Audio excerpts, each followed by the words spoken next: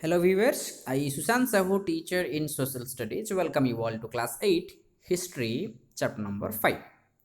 Fifth chapter, when people rebel, 1857 and after, and this is part 1. So let us start. When people rebel, 1857 and after. Just थोड़ा गौर से देखिए इस image जो में दिया गया है उसमें क्या चल रहा है। उसमें ऊँट कैमल है, एलिफेंट है, बहुत सारे लोग हैं। सिर्फ लोग नहीं, लोगों के साथ ये बहुत सारे वार इंस्ट्रूमेंट है, तलवार है, बंदूक है, ये सब रिबेल। इसका मतलब जैसे कि हम कह सकते हैं one type of war, internal conflict, युद्ध जैसा सिचुएशन। आगे देखते हैं होता क्या है। चलो, ये जो कंटेंट्स हैं, जो छोटा छोटा पॉइंट्स हम कर दिए हैं, एक के बाद एक हम डिस्कशन करेंगे। सारी चीज़ तो एक ही दिन में नहीं होगा, जितना चाहें हम इतना डिस्कशन करेंगे। इंट्रोडक्शन को पहले जाएंगे, इंट्रोडक्शन, फिर loss of power for the nawabs, failed negotiations of ruling families, annexation of Awadh, plans to end the Mughal dynasty, ये सब हैं। तो हम पहले शुरुआत करते हैं इंट्रोडक्शन से, right. Introduction, east India company जब एस्टैब्लिश किया पावर को, जैसे कि हमारे देश में राजा लोगों का शासन था, क्वींस थे, लैंडलॉर्ड्स थे जो ज़मींदार, पीजेंट्स भी थे, ट्राइबल लोग थे, सोल्जर्स थे। इस सारे लोगों का ज़िंदगी के ऊपर असर डालने वाला जो मेंबर थे वो थे ब्रिटिशर्स, द वाइट पीपल। उनको दीकू भी बोला जाता है, दीकू, फॉरेनर्स। बहुत सारे लोग जो उनमें से ब्रिटिश लोगों का जो पॉलिसी था उसके विरोध लड़ाई किए। नहीं, हम नहीं मानेंगे आपके बात, हम ये जो रूल कर रहे हैं आप लोग ये अच्छा नहीं कर रहे हैं, बहुत गलत कर रहे हैं। लेकिन ये जो ऑपोजिशन रहा, ये जो रिवॉल्यूशन रहा, बहुत लेट में हुआ। फिर भी हम देखते हैं क्या हो रहा है। The nawabs ruled the land till then slowly lost their power. जो सब जमींदार थे, लैंडलॉर्ड्स हम कहते हैं, ब्रिटिशर्स जब आए, ये जमींदार लोगों का जो पावर था ये धीरे धीरे धीरे धीरे घटने लगा। फिर क्या हुआ, the nawabs and the rajas lost all their authority and honour. जो राजा लोग थे, जो किंग्स थे, उनका जो अथॉरिटी था, जो पावर था, उनका जो रेस्पेक्ट था और नहीं रहा। Next, British residents were stationed in all the courts to monitor the proceedings, thus undermining the authority of the nawabs. जितना सारे बंगला था, जितना सारे बड़ा बड़ा बिल्डिंग था, राजा लोगों का जो राजदरबार था, सारे एरिया को ब्रिटिशर्स लोग कब्जा कर लिए और अपने ऑफिसेस बना लिए, अपने रेसिडेंस बना लिए। और क्या बना गया, all the courts to monitor the proceeding. जितने सारे कोर्ट्स था, सारे कोर्ट्स का जो जुडिशियल सिस्टम था ब्रिटिश लोगों के अंदर आ गया। The nawabs armies were disband and the freedom of the rulers was reduced. जो आर्मी था राजा लोगों का, सब ब्रिटिशर्स ले लिए, और जो फ्रीडम था, जो स्वाधीनता था उनके हाथ में, वो भी रिड्यूस कर दिया गया, घटा दिया गया।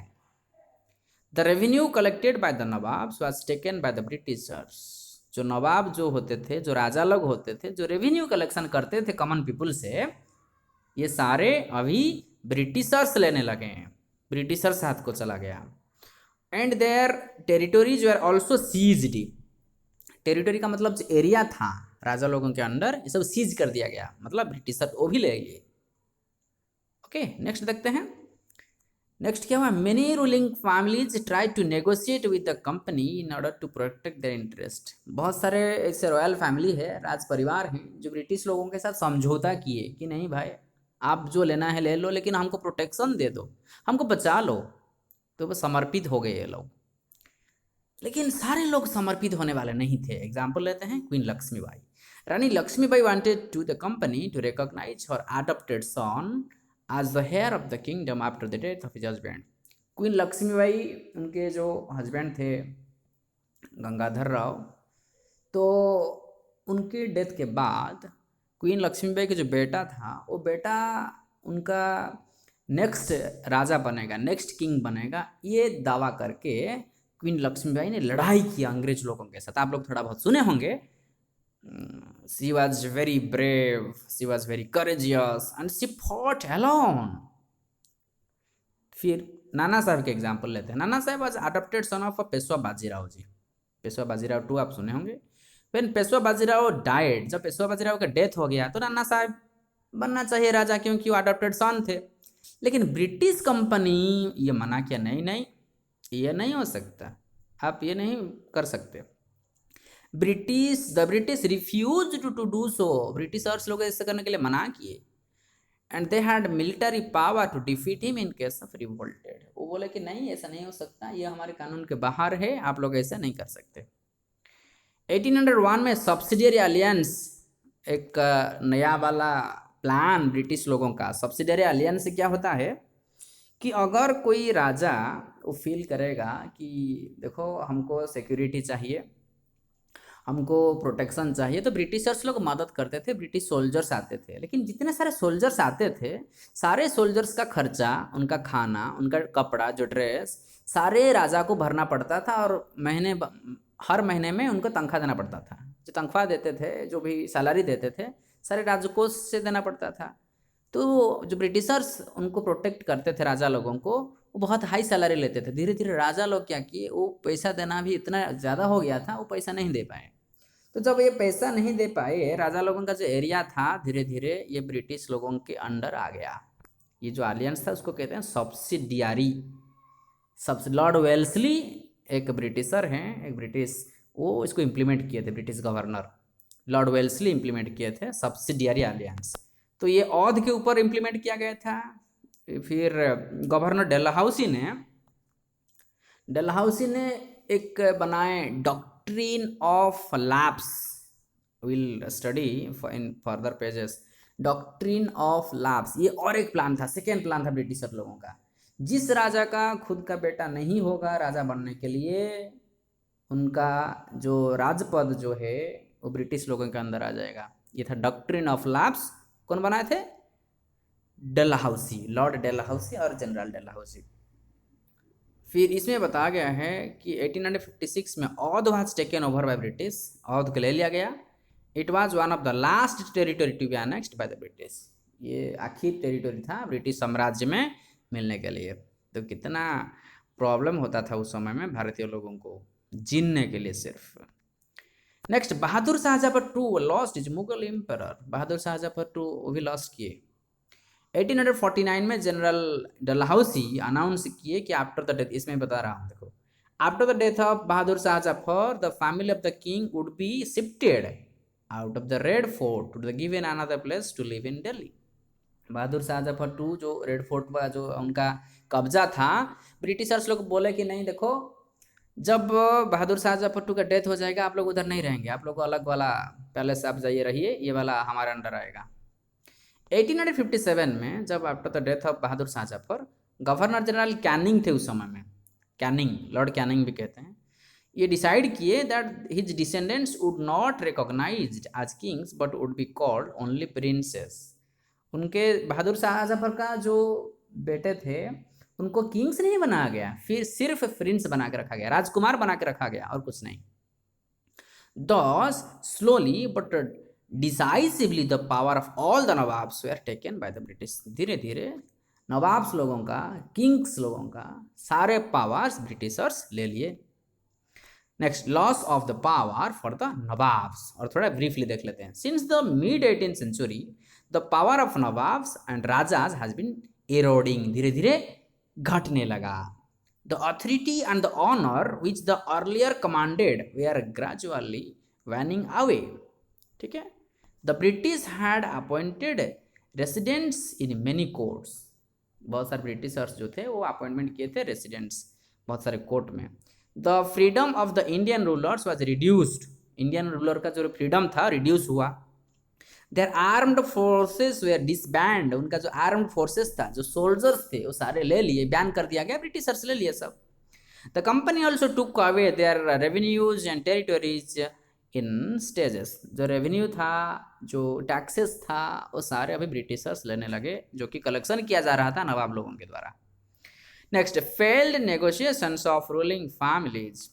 Many ruling families try to negotiate with the company to protect their interest, but they fail. बहुत सारे राज परिवार ब्रिटिश लोगों के साथ समझौता किए, लेकिन सारे राज परिवार का बात को समझने के लिए, एक्सेप्ट करने के लिए ब्रिटिशर्स लोग रेडी नहीं थे। बोले नहीं, देखो भाई, आप अपना अपना बात समझो, हम कुछ नहीं पता, हमको कुछ नहीं पता।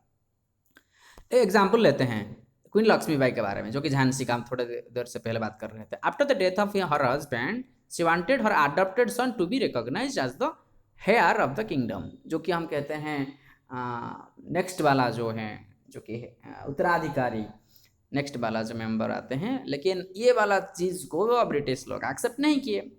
वैसे ही सिमिलरली नाना साहेब, जो कि पेशवा बाजीराव टू वो अडॉप्ट किए थे सन, वो चीज़ भी वो लोग ब्रिटिशर्स लोग को एक्सेप्ट नहीं किए। But the company always turn down such request. ये जितने सारे रिक्वेस्ट था, जितने सारे रिक्वेस्ट कर रहे थे, वो एक्सेप्ट नहीं किए। ये झांसी की रानी लक्ष्मीबाई का एक पिक्चर आप देख सकते हो, how she alone along with her son, small son, she was fighting. This is the braveness, this is the courageous lady she was at the time. Okay, आगे देखते हैं। अनेक्शन ऑफ औध। औध जो जगह, वो ब्रिटिश लोगों का कब्जा में कैसे आया? ये सब्सिडियरी एलियंस में बात कर रहा था। सब्सिडियरी एलियंस क्या होता है? जब राजा लोगों का सिक्योरिटी का ज़रूरत होता है, ब्रिटिशर्स लोग सपोर्ट करते हैं, सिक्योरिटी देते हैं, लेकिन सारे पैसा पूरा लेते हैं राजा लोगों से। और जो राजा नहीं दे पाया, जो पैसा खर्चा नहीं कर पाया, उनका जो एरिया था, जो टेरिटरी था, वो उनके ब्रिटिश लोगों के अंदर आ जाता था। तो ये जो औध था 1801 में ये धीरे धीरे इम्पोज होने लगा, उसके ऊपर कब्जा किए, और लेकिन फाइनल 1856 में टोटल आ गया। ये misrule by nawab was given as the reason for the annexation of Oudh. British declare किए, देखो ये नवाब अच्छे से शासन नहीं कर पा रहे हैं, तो इसलिए ये जो एरिया नवाब औध का जो एरिया है, और ब्रिटिश लोगों का शासन के अंदर आ गया, ऐसे डिक्लेयर किए। ये देखो नाजिद अली शाह, जो कि नवाब थे औध का, अयोध्या हम कहते हैं ना, वो औध है। तो there was a war this place, it is given here, this was a blood seed. बहुत सारे खून खराबी हुआ, बहुत सारे नुकसान हुआ भारतीय लोगों का। तो ये प्रोसेस था। Next, plans to end the Mughal dynasty. Mughal dynasty का कैसे स्टॉप होगा, वो प्लान कैसा था? The company was also working on its plan to bring the Mughal dynasty to an end. Company वो अंदर अंदर कैसे प्लान कर रहा था कि मुगल रूल जो चल रहा है, मुगल शासन जो चल रहा है, उसको कैसे बंद कर दिया जाए। It removed the name of the Mughal king from the coins. जो उस समय जो कॉइन्स चल रहा था, वो धीरे धीरे क्या किया, कॉइन्स के ऊपर मुगल राजा लोगों का नाम को हटाने लगे। 1849 में ये अनाउंस किया गया, डलहाउस से अनाउंस किए कि बहादुर शाह जफर टू, उनका डेथ के बाद उनका फैमिली जो है रेड फोर्ट में नहीं रहेंगे। इट वाज अनाउंस्ड कि उनको और एक जगह दिया जाएगा रहने के लिए। 1856 में जो गवर्नर जनरल कैनिंग थे, बहादुर शाह जफर टू, उनका जो लास्ट मुगल किंग, बोले कि देखो आफ्टर आपका डेथ के बाद और किसी को रिकॉग्नाइज नहीं किया जाएगा, और आपका जो बेटे होंगे उनको सिर्फ राजकुमार ही बता जाएगा। ठीक है। फिर the peasants and the sepoys. Peasants मतलब जो फार्मर का टाइप होते हैं, सिपोइज मतलब सोल्जर्स का जो type. The peasants were not happy with the high taxes and rigid methods of revenue collection. ओ बिल्कुल हैप्पी नहीं थे, खुश नहीं थे पीजेंट्स लोग, जो हाई टैक्सेस कलेक्शन किया जा रहा था। Many peasants had lost the lands they had been chilling the generations because of their failure to repay their loans. जब वो जो लोन्स वो लाते थे, जो कर्ज लाते थे, अगर वो चुका नहीं पाते थे, तो उनका ज़मीन जो लैंडलॉर्ड्स होते थे उनके हाथ में चला जाता था। Next, the Indian sepoy. ये गया प्रेजेंट पीजेंट्स के बारे में। अभी सिपोही जो कि सोल्जर्स हम कहते हैं। The Indian sepoys were not happy about their pay, मतलब उनका जो सैलरी है, जो अलाउंसेस, जो अपॉर्चुनिटी है, जो फैसिलिटीज़ है, और सर्विस कंडीशन, इसमें खुश नहीं थे।